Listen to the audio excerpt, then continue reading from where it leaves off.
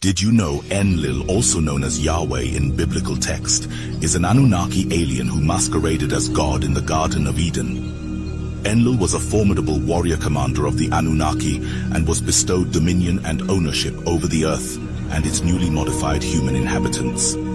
These Anunnaki were false gods and did not create us from scratch, but genetically altered our ancient cousins who were already here on the planet.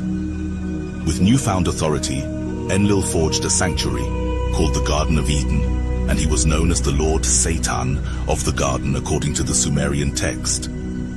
This encampment was an outdoor laboratory where these new genetically modified humans could grow and multiply, sheltered from the outside hominids and Neanderthals who lived outside Eden, distant kin to humanity. This sanctuary, a sprawling outdoor laboratory, was vigilantly guarded by armed angelic Anunnaki, tasked to allow neither entry nor exit, and would kill on sight if seen. A solemn decree fell from Enlil's lips, binding the Anunnaki to never unveil the truth unto this new race that they were spiritually their equals, but deceived them by saying they were their creations by them, their God. Enlil, the evil patriarchal strategist, urged Enki, his brother, to weave into human DNA a gene that would seed the need to worship them, ensuring they bowed to their divine creators out of fear and admiration. Yet, secretly in his laboratory, Enki's compassion and wisdom stirred him to gift humanity the power to turn on or off this worship gene at their own volition. Within this Eden, humanity was driven and forced to procreate and permitted to multiply during certain times of the day, like farm animals or horses. At times, the new births of Adam and Eve were so noisy, it would disturb the Lord God Enlil, leading his guards to ruthlessly murder and kill groups of them. Amidst this imprisonment of existence, Enki, walking through the garden, sees the first and original Adam and Eve they birthed mentally and physically enslaved, worshipping a false god, his brother Enlil. Then, from henceforth he promised himself he could no longer bear the burden of deception to them. Destiny beckoned on a day when Adam's work in the gardens took him away from Eve. When she was alone, Enki's eyes met Eve's near the house of life.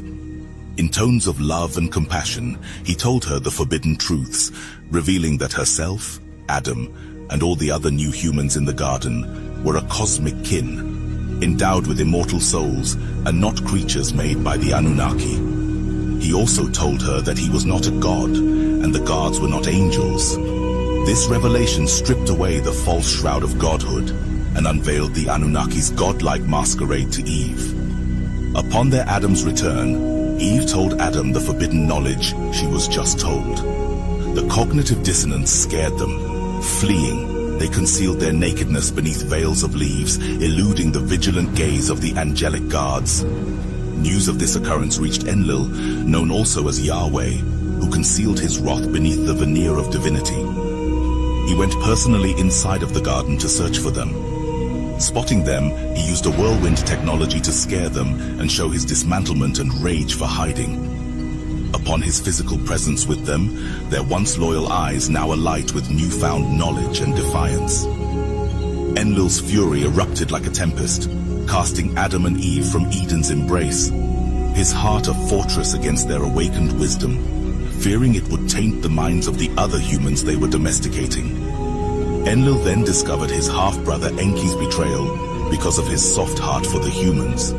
From that day forth, Enlil branded Enki would be known forever to man as the snake, the deceiver, and he would become symbolic forbidden fruit, which was the source of mankind's enlightenment of good and evil. These Anunnaki, neither deities nor divine, harnessed advanced technology and cosmic wisdom to claim eternity for themselves, almost immortality, yet remain beholden to the universe's master and creator. Immortal only by their technology, they can be killed like any conscious being in the universe. They would one day face judgment for their earthly sins to mankind by the real, true creator.